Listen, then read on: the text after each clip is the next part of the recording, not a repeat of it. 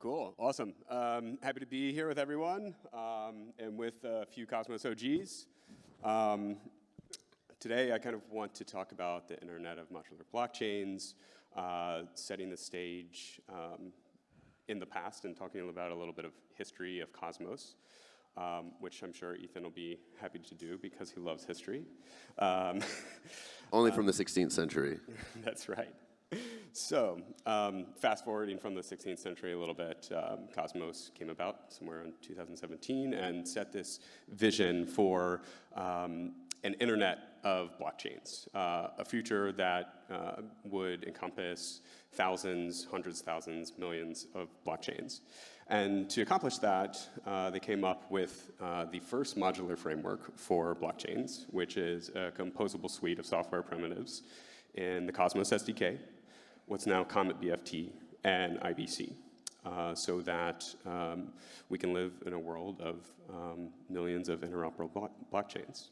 So what I'd like to do today is talk about the future of those three different components and how different new primitives like data availability and what's going on at Celestia with separating consensus and execution fit into what was the original Cosmos vision of kind of a modular future.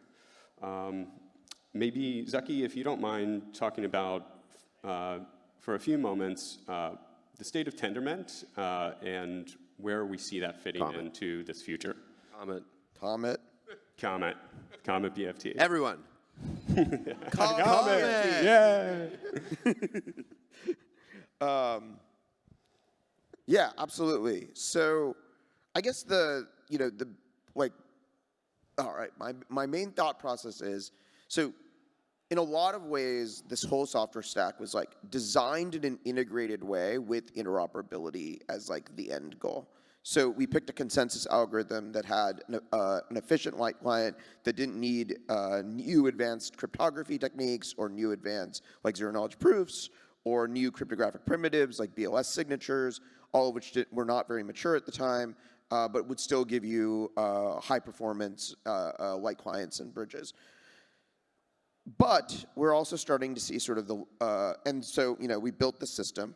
I think like I'm talking a little bit about lunch about how, we've sort of, the system was built with Bitcoin as like its only real reference point. So like, how do you build a next generation system from Bitcoin? Now we've gone a lot with like, and like the Bitcoin was very much the inspiration.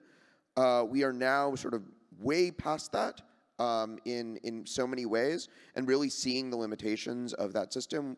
It's been a big breakthrough getting ABCI++ out the door, which was the first big change to the consensus API, and is a system that like no one else is offering. So it is interesting that we still are able to like push the limits of the possible on top of this stack. But there's a lot of work to be done, and like, where this stack, and what Ismail was talking about, right?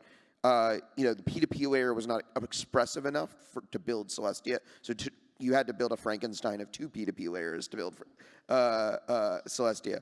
And so as we kind of advance towards the future, I think we're all going to have to figure out sort of where this software goes from here and how it sort of more or natively encompasses these different use cases. Thank you.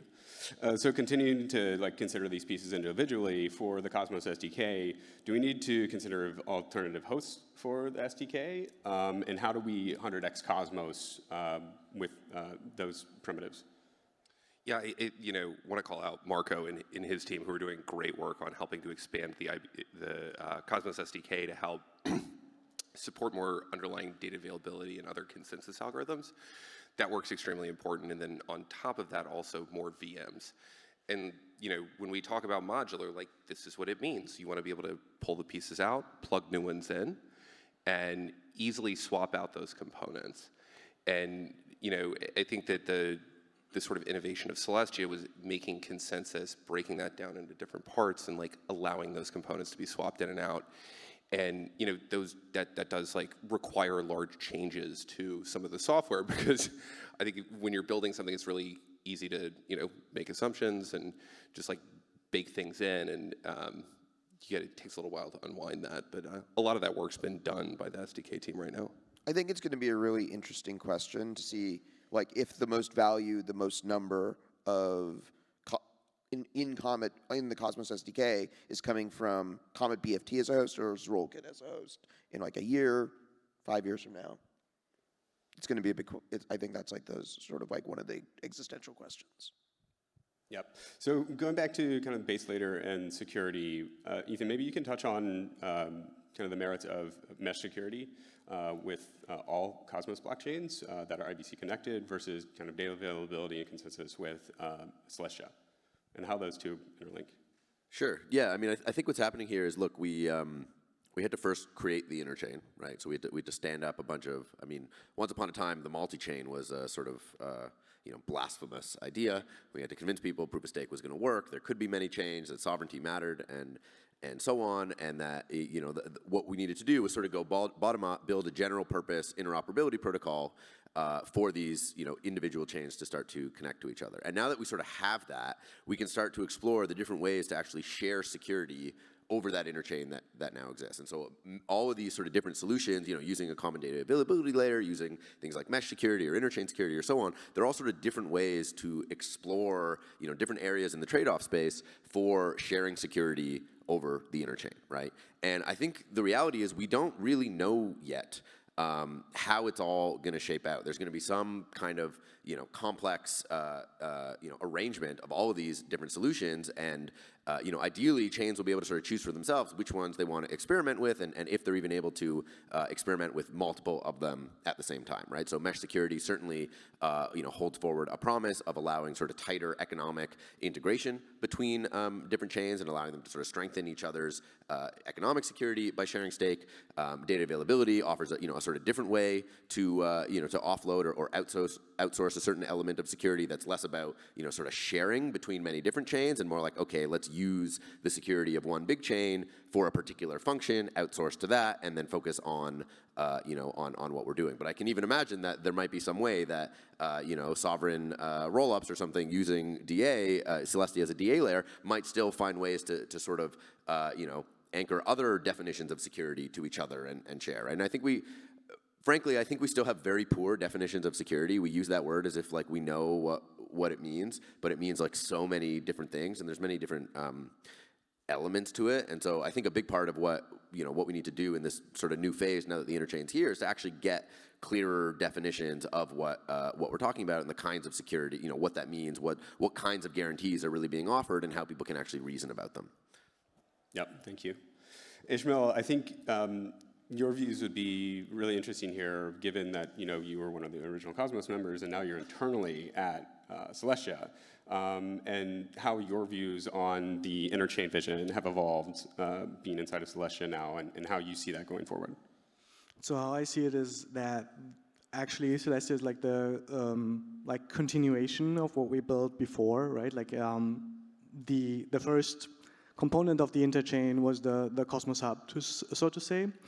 And basically what we're building is what the Cosmos Hub could have been, right? Like it's a version of like the hub that has like actually a purpose in the interchain, or like in this vision of like application specific chains. It actually serves a concrete purpose, which is offering, like the service offering of Celestia is essentially just ordering your transactions and data availability, right? So yeah, I think it's very logical continuation essentially, and I think I agree with Bucky that there's like a lot of there will be a lot of like experimentation happening, right? And Celestia will be, I'm sure like Celestia will play a crucial role in there, and like it will enable a lot more experimentation, particularly because you offload the execution to these like applications, or like the app layer. You enable much more like experimentation with like zero knowledge stuff and like different VMs essentially, which I think will be way easier if compared to having to stand up your own like Cosmos zone essentially. yeah, I think that's basically covers it. Yeah, thank you. I think that the continuation of the experimentation is really something that I'd like to press harder on, which is more for developers' experiences to be able to customize as granularly as possible to build the best application experiences. And I think part of that is RollKit. I'm wondering if you could talk a little bit about RollKit, that coming out of Celestia, and what that means for kind of the Internet of blockchains. Sure. So RollKit is basically a drop-in replacement for Commit. So it's like it takes the same abstractions as Commit BFT or previously Tendermint, which is like the main abstraction here is ABCI, which is like application blockchain interface. It is an interface between the consensus layer and the application, right? So we took that abstraction such that Cosmos SDK developers can continue like using the Cosmos SDK as they're used to, and or like people who want to use ABCI and like build applications in other languages. Like there were teams building in Haskell, in Rust, and like other languages. Penumbra is building like in Rust, for instance, and Anoma. Like all these builders that are used and familiarize themselves already with the stack, with the Cosmos SDK, they can like continue doing that while not being forced to spin up their own Cosmos zone, right? Like they don't have to spin up like a proof of stake chain. They can use RollKit as like a sequencer software that posts data to Bitcoin, as we've seen before in the panel, or Celestia, or Polygon Whale, right? Like it's a general, like more general piece of infrastructure that we build such that the ecosystem can flourish and like experiment with different data availability layers. Yeah, awesome. So 100xing Cosmos is something that I think we're all interested in doing. Part of doing that is connecting non-native IBC chains.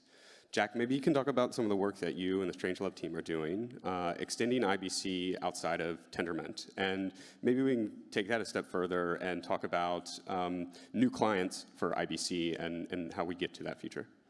Yeah, sure. I think also like there is this strong place for Comet or other classically BFT consensuses within this world.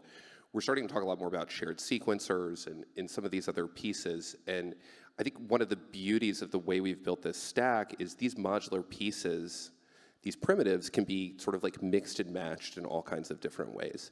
And the experimentation that's happening now is helping us optimize that developer experience, make it as easy as possible for developers to spin up their own systems and then go sell services into this interchain economy. You know, Celestia is kind of bringing new primitives to the table, but also a novel combination of existing primitives, and they're selling that as a service to chains over some of these basic interfaces. I've got some more talk this afternoon about modular IBC patterns, and I'm going to dig a lot deeper into some of these topics, but in IBC, there's this concept of a client, and the client does all the authentication. Hey, do I know which chain I'm talking to? Did users send these packets over on these other chains? And that abstraction is really general enough to put all kinds of cryptography in whatever the trust assumptions of your system are, you can encode them into that client. So with the roll-up world coming, there's all these new trust assumptions, there's all these new models for how to verify the state from these roll-ups, and the work that we need to do with IBC to ensure that this Internet of blockchains continues to be connected is to build out all of these different trust assumptions into these clients so that it enables IBC everywhere. You know, I think that with optimistic rollups, we're likely to see a lot of the IBC traffic go through shared sequencers or other committee-based solutions. Compiling the fraud proofs and all of those things is a little bit too heavyweight right now computationally because you need to run the full state machine over on your counterparty. And it's a lot easier to go through a Tendermint committee that's a shared sequencer. But once the ZK rollup technology matures a little bit more, I think we're going to see that become the dominant method in a lot of ways. And that model fits much more nicely in IBC because all you got is this little ZK proof, you shove it into the client, and you're good to go. You couple that with the Celestia data availability sampling light client as well, and then you can fully prove the state of that chain. So, bubbling it up a little bit, where we are right now is like all of these primitives work, they're just entering production, but I think, David, to your particular question about bringing that mass adoption that we really need to see and really enabling developers, the work over the next year is to sand the rough edges off of the developer experience and allow developers to launch one of these rollups in 5 minutes in any one of a number of languages. And all of the pieces that everyone on this panel here builds are a huge part of that system. And it's really cool to see it coming together. Yeah, thank you. So right now we're at a point in crypto where there's a lot of infrastructure, a lot of new infrastructure being built, and all of this is in service of building killer apps. And whether that killer app is money, as Ethan suggests, or it's something more Web 2 oriented, social or not, we need maybe a little bit more infrastructure to make these experiences better. So maybe we can go down the line, and I'll ask you, what's missing?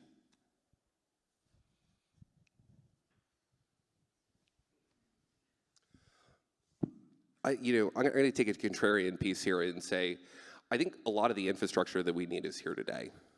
And I think especially with breaking consensus into different pieces, a lot of people have talked about Celestia and data availability as the end game of blockchains. Like, I do truly believe that that is the case. So I think really what's missing is compelling developer experiences and ease of use for all of these products. Because at the end of the day, infrastructure is a product. And products need users. And if it's really hard to explain how all these things work, then we can't bring in the users. What a product does is take a really complex idea like money and Ko-Fi or data availability and puts it into a very simple developer experience where the developer with a few lines of code can express this very complex idea in an instantiation in the real world. And I think that that's really what's missing right now. Like, we've built out the infrastructure. We don't need 5 more consensus protocols. Like, let's use what we have because it's plenty fast enough. Great. I would agree.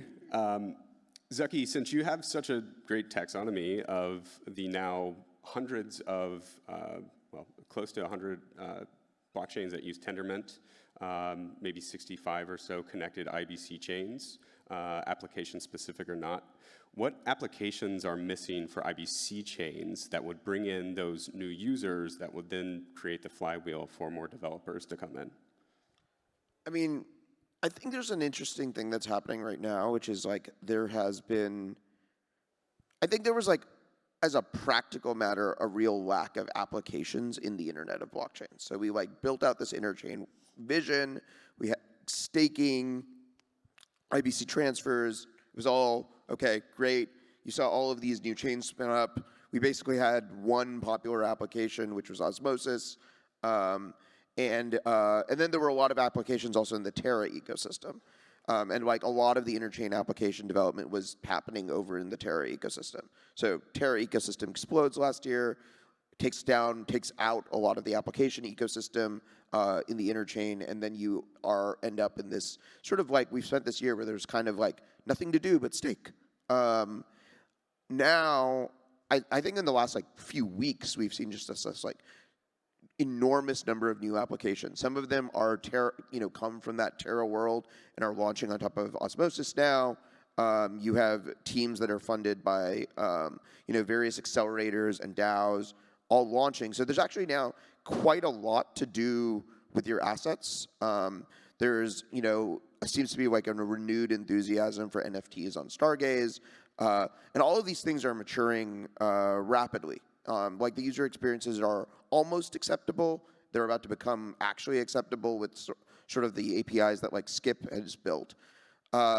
So on the whole, I think we're like we're like kind of at an interesting threshold point where one of the biggest challenges that like Cosmos needs to overcome is sort of reactivating our user base. We have a user base that has kind of, sort of, built a relationship with the software that's basically like, oh, okay, I just like stake and occasionally sell my staking rewards or whatever. Now there's all this new exciting stuff to do about with the stuff with your staking rewards, et cetera. Now's the time to like actually get them to go out and experiment. Again, this is the time to like go out adventuring in the interchain, and I think that's one of the biggest challenges. Another big challenge, though, is all of the growth tooling to do that. Like, as a product builder, you actually have to go out and reach users and communicate with them, understand their needs, get them to engage, build growth funnels. That infrastructure is also being built out in Cosmos. Yep. Ethan, what's your biggest hot take in the Cosmos ecosystem, whether that's technically, architecturally, or from a user perspective?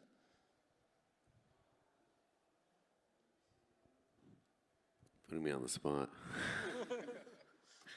That a lot of it, I mean, it's not surprising, but I still think a lot of it is really like vapid. There's still, it's so much just like assets. What are we doing with our assets? And we might as well be bankers, That's what bankers care about. And we're supposed to all be here to like change the financial system, but we're just kind of rebuilding it. Yeah, it's transparent and it's more decentralized and open, and that's really important. But what's even more important is the underlying structure of debt, really, that we're replicating, and so I think until we really break through the like number go up and have like real applications that aren't just about that, we're not going to make it. So maybe you all think I'm not going to make it because I'm the guy pushing back against speculation. I mean, obviously I understand speculation is important for bringing in users and excitement and hype and narrative and memes, and that's the stuff that sort of makes the world go round. But I'm still looking for applications that sort of move beyond that aren't just about finance. And I think there's an opportunity now with the sort of impending collapse maybe of the social media empires. There seems like an opportunity to get in there. Of course, it's also fragmenting, which is sort of interesting, but I think that's an opportunity that this community needs to figure out how to address. Now, arguably, we need more scalable infrastructure to do that. And so, what's the thing that's missing infrastructure-wise? I was going to answer for Ishmael and say Celestia launch, but he can answer for me too. But otherwise, I would tend to largely agree with Jack that there is a ton of infrastructure here. It's just about making it more usable and accessible for use cases that aren't just about speculation, right? Like if you talk to some people, I was just talking to someone yesterday at OsmoCon who was like telling me how they're kind of embarrassed to tell their friends that they're in crypto, right? And this is like a serious, developer in crypto building like infrastructure and real stuff, but it's like embarrassing. And I still hear this from people. Sometimes we try to hire people from Web 2 and they're like, oh, crypto, that's just a bunch of scammers, and right. And so there's still that. Yeah. So there's still. Some of us are proud of it, we all like degens, whatever. We'll show you, but so I think there's a real image problem. I think that image problem comes from the lack of sort of more real applications, and that's on us to find those applications, and it's hard. I mean, the early applications are going to be speculative, and that's okay. But sort of moving beyond that, I think, is the next big challenge for all of us to make this work. So, I do think that's actually like one of the benefits of moving to this data to like modularity that is sort of underappreciated, which is one thing that I don't think we fully grasped until like we saw it live, was that the incentive structure of building Cosmos SDK chains meant that you had to build like liquidity and narrative around a token long before you had a product that was useful to anyone at scale. And so I think like one of the most exciting things to me about like sort of these modular architectures is you've seen this in the Ethereum world where people are able to launch apps, build an application, build an environment, build a community, build a lot of excitement, typically a lot of excitement about the coming future airdrop, but nevertheless, that's a different sort of expenditure of energy than having to sort of build liquidity around a token right from the get-go. And I think we're going to, and sort of the modular infrastructure and the way in which you sort of pay as you go for using that modular infrastructure rather than having to like build this like huge upfront cost. I think a lot of it was always described as like, oh, it's really hard to get validators. I think most of us have experienced that getting validators is not that hard. There's like hundreds of them, and they're all looking for some new thing to speculate on, which is your token. And you know, they're all, that's the structure of their business. But like having to devote time, attention, energy to like liquidity of an asset and narrative around an asset before you have a product is just a huge disservice to everyone, and like feeds into only building speculative applications. Yep, I would agree. Ishmael, maybe you can talk a little bit about, as we're seeing basically every ecosystem or L2 converge on these modular frameworks, Cosmos having started from a different perspective, which was interoperability first, Ethereum having started at share security first, how you would position Celestia against other DA solutions, building on Ethereum versus building on Celestia and other Cosmos-related blockchain primitives. Yeah, I think Celestia is the least opinionated, right? Like it's like tries to be as neutral as possible by not like enshrining a settlement layer, for instance. I mean, for like other pure data availability layers, the main differentiator, I guess, like is that we're probably the first, like they would go to market and like the first that like has certain features like data availability sampling live and running on like a test net. So I can't predict the future, like on how this like ecosystems will play out. But I'm I'm a bit biased, but I'm obviously convinced that like the feature set, the team, the being like early, like I mean Mustafa came up with the paper in like 2019. The groundwork was done in like 2018. We've been talking about modularity long before it was like a buzzword or conferences being made, right? I think that is the main differentiator, is like the tech and the cloud that we have. Yeah, just to tag on to that, if you think back to the 90s, we had Microsoft was the dominant operating system. And that was like just one ball of closed source software that nobody really knew how it worked. It was incredibly tightly coupled. And they built this whole ecosystem around that. And Linux came around.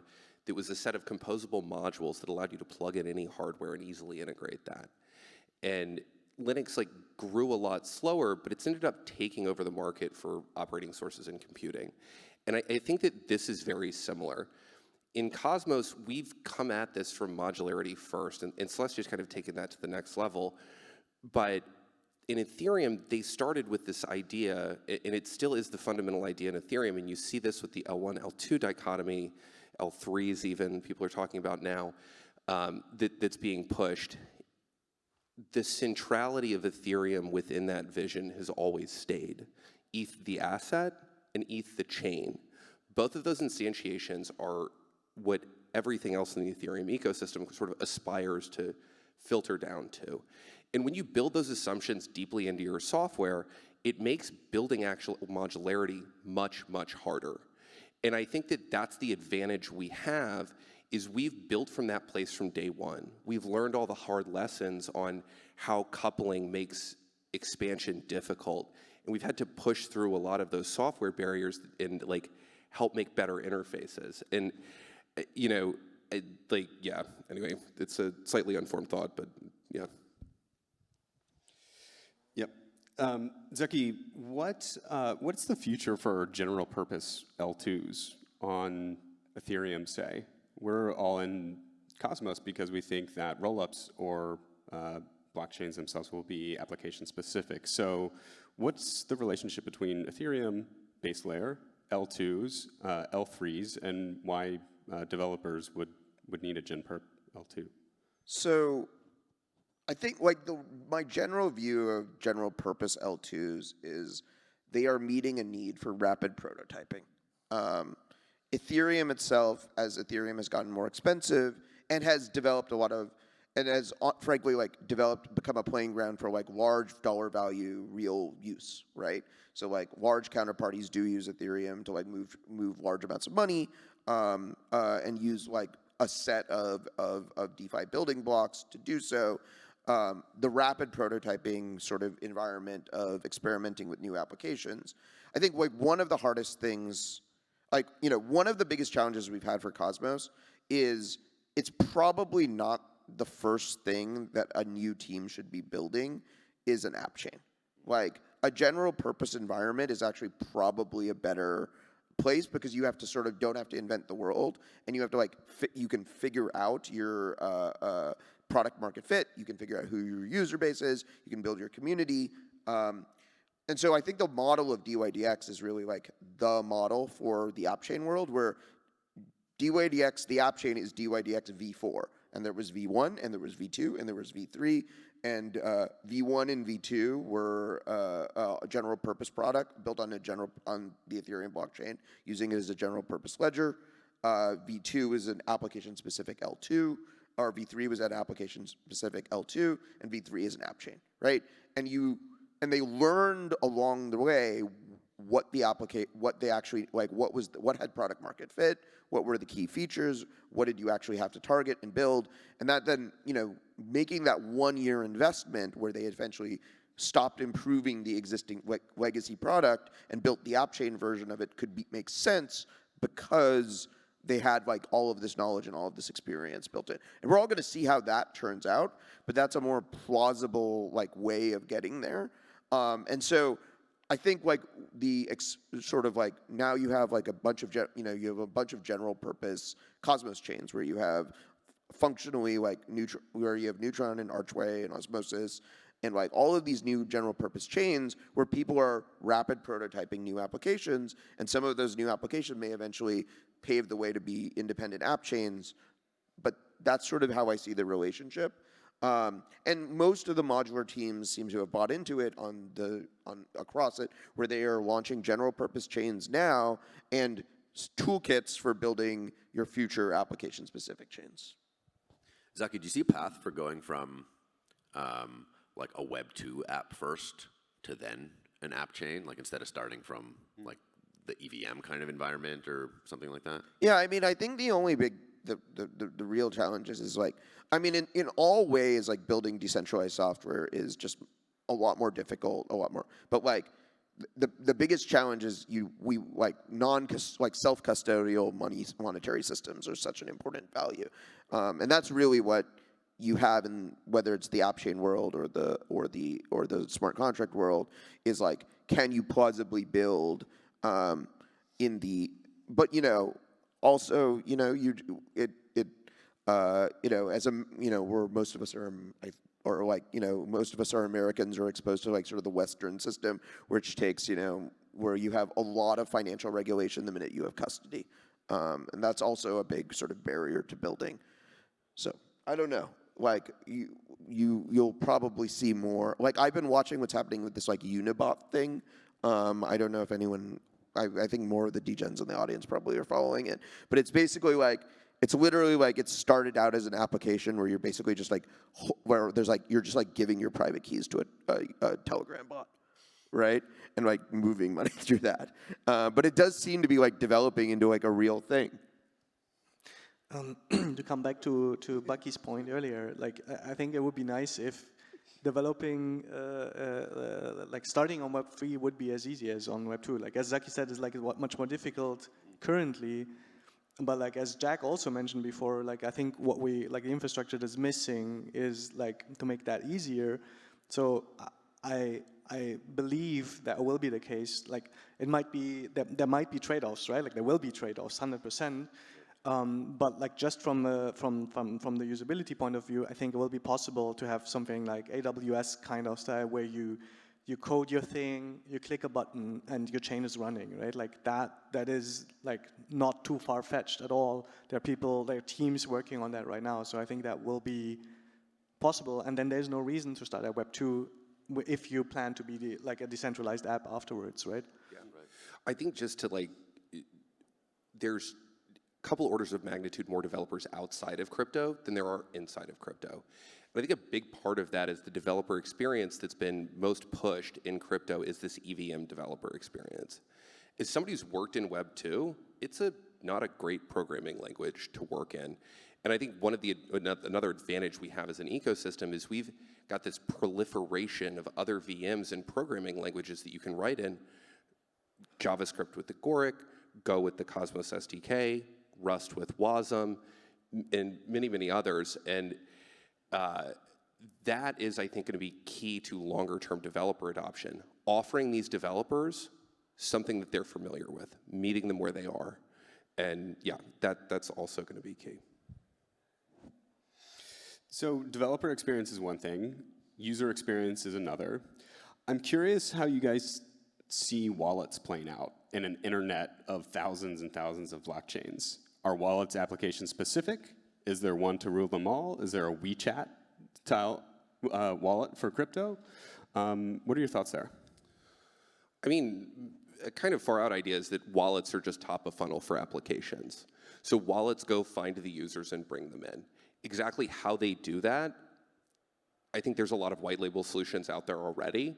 And you could imagine a convenience store launching their own wallet that has their loyalty program that's run in USDC, and that filters back down into the interchain. And wallet is this term that I think we need to unbundle a little bit, but I think the way that we talk about it most is that sort of top of funnel of the users. There's obviously the custody pieces, there's the technical infrastructure that's needed to make that happen, and all of that stuff is really cool. But at the end of the day, it's about eyes and clicks and tokens, and that's users. Zeki, if you could snap your fingers and make one thing happen in the internet of blockchains to accelerate growth and adoption, what would that be?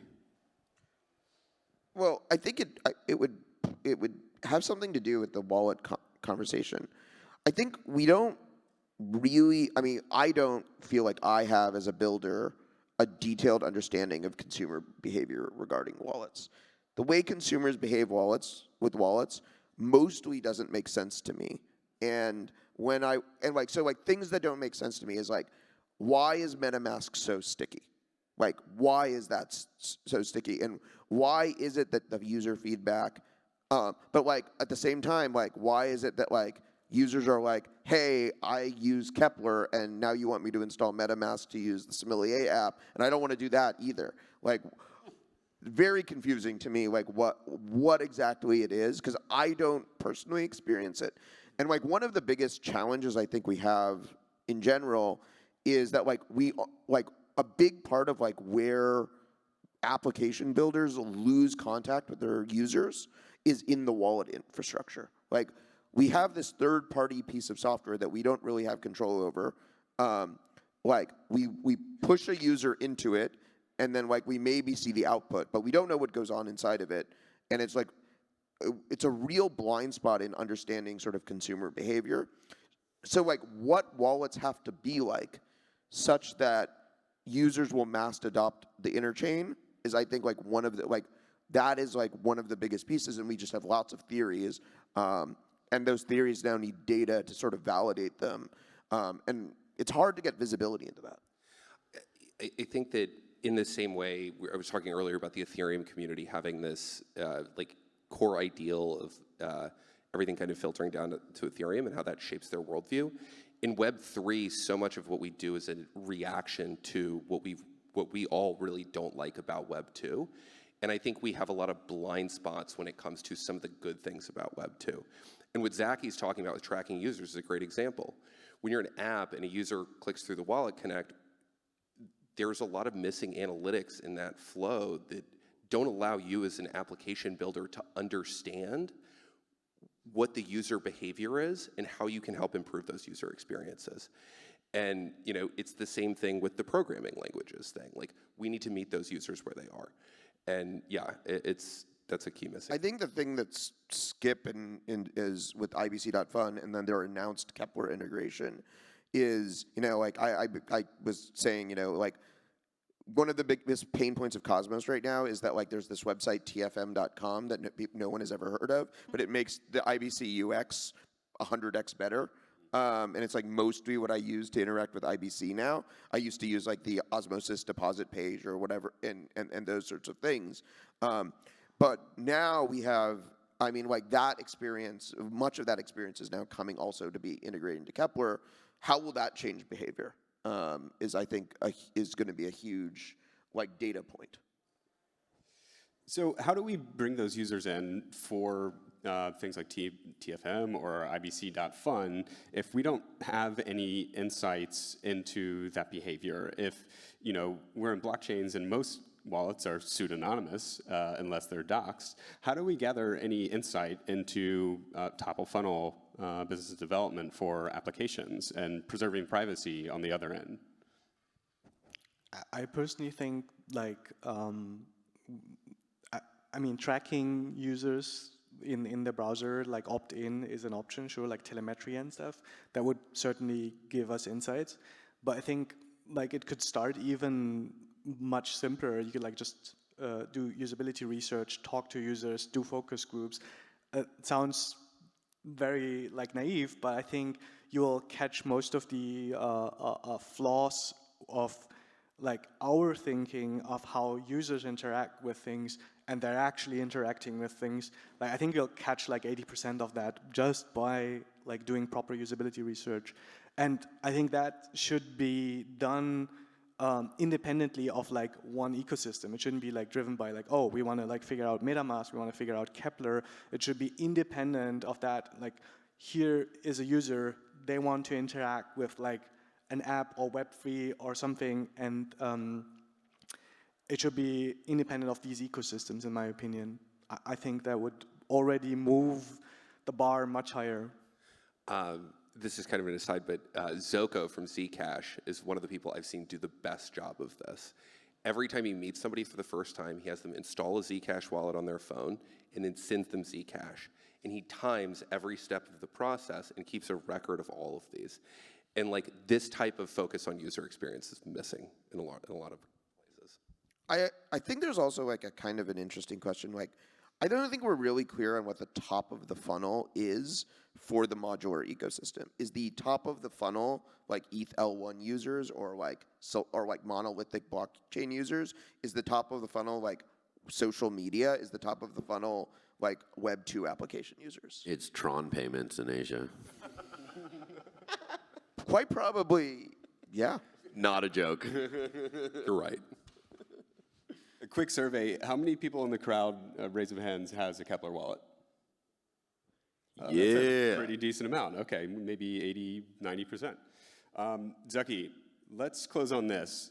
Tell us how to get into the Cosmos ecosystem. What is the path of least resistance as a user? Cato and Squid. Those are the things. Like Squid Router is great for bringing assets from any other ecosystem, onboarding from lots of places. Cato is a great experience for onboarding from fiat. If you're in like sort of depending on jurisdiction, et cetera. But I honestly think that like again, one of the missing pieces, like I know a bunch of Ethereum people got excited about Bad Kids and wanted one. They were all like, how do I onboard onto Cosmos? And I was just like, Squid. And it's like it's that easy an answer. I think more support, like with like the Worm chain and like Noble coming online and stuff like that. There's going to be more options to that, but that's right now the best. You couldn't get them to install Kepler? They did. No, Kepler was fine. Okay. They couldn't figure out how to get assets into Kepler. Okay. And this is like those core pieces of infrastructure that have gotten built out. One of those is swap and forward on Osmosis, where users can send an IBC packet in, have it swap automatically, and send those assets out. So in this particular flow, you want to buy Bad Kits on Stargaze with stars.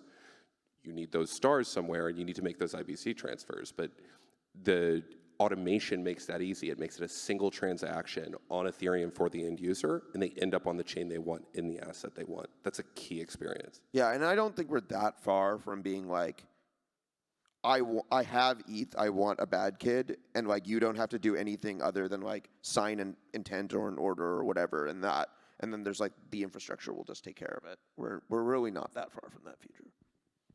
Cool. So if you're in Ethereum, go to Squid, transfer some assets over, buy a bad kid.